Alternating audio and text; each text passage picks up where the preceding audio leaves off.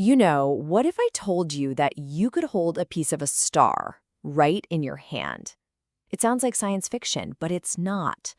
Locked away in these tiny, microscopic specks of dust is the history of the cosmos, the story of stars that lived and died billions of years before our own sun was even a thing. So today, we're going to put on our detective hats and dive in. So right off the bat, here's our central mystery. I mean, think about it. How in the world do you investigate a star that died 4.6 billion years ago? You can't just point a telescope at it. The crime scene is, well, it's ancient history. So what's a detective to do? Well, you look for the fingerprints, the evidence. These are tiny, basically indestructible clues that survived an insane journey across the galaxy, got tangled up in the birth of our own solar system, and then eventually fell to Earth, just waiting for us to find them. Okay, so our investigation starts with the evidence itself. And the first piece we're going to look at is something pretty remarkable.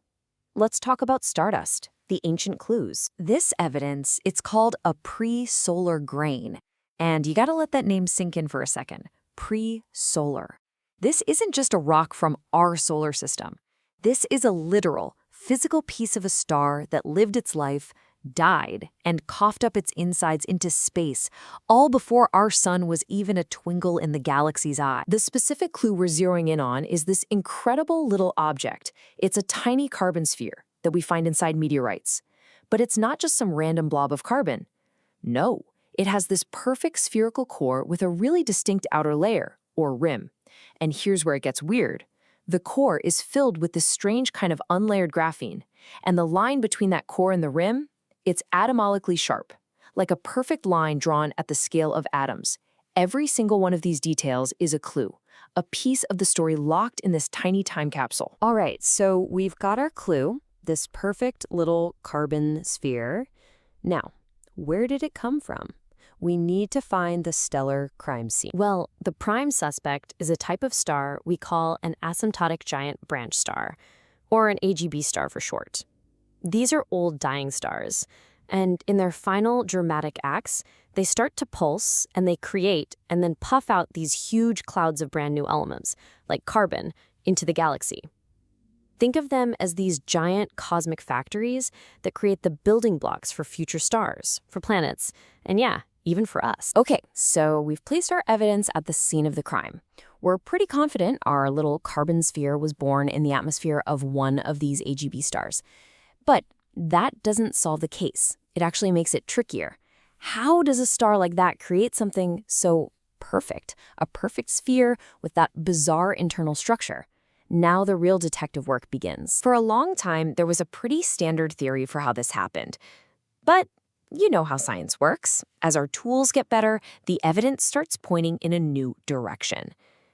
This new idea suggests a much more extreme, a much hotter, deeper origin for our grain. Okay, so let's break down the two big theories here. The old theory was pretty straightforward. It said, way out in the cool, outer part of the star's atmosphere, we're talking maybe 1500 Kelvin, carbon gas would just chill out and condense directly into a solid flake. Simple enough, right? But the new hypothesis? Oh, it's way more dramatic. It says, no, that's not what happened. First, the carbon gas forms a tiny liquid droplet, a little speck of molten carbon, supercooled. And for that to happen, you need it to be much, much hotter, around 2350 Kelvin and way deeper inside the star's atmosphere. Then, and only then, does that liquid droplet finally cool down and solidify into the sphere we find. And this is the absolute core of the paper we're looking at. The researchers themselves say it. Increasing the solidification temperature suggests that condensation likely occurs at even higher temperature, deeper into the circumstellar atmosphere.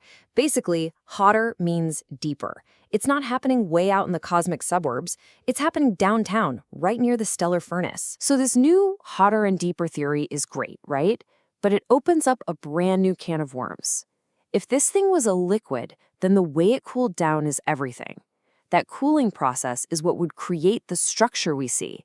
So the big question becomes, how fast did it cool?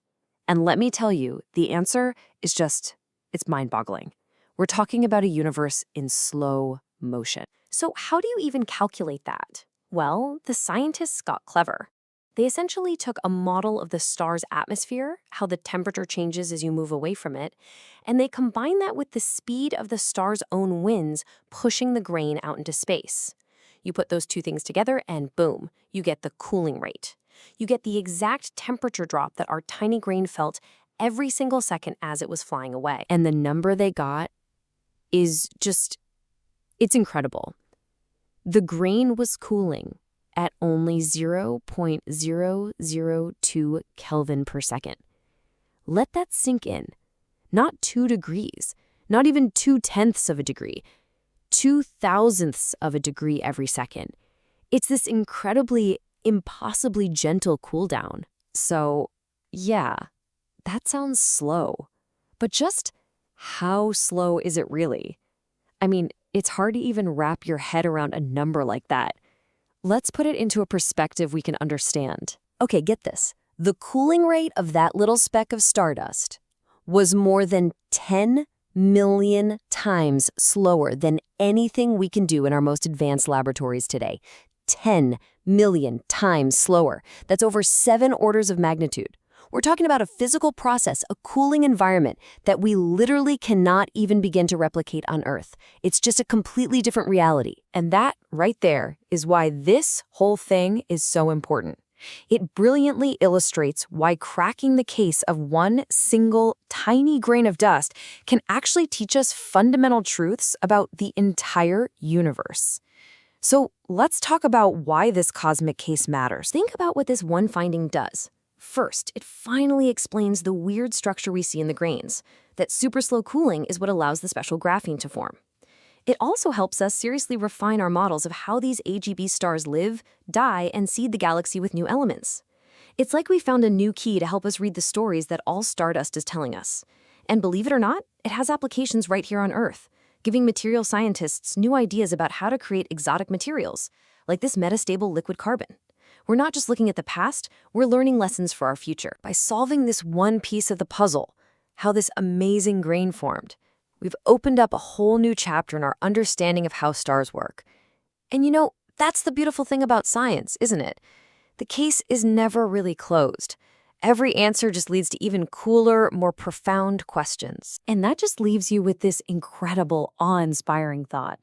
This whole journey, this was the story of just one type of presolar grain. Billions and billions of these things are out there, floating in meteorites, scattered across the galaxy.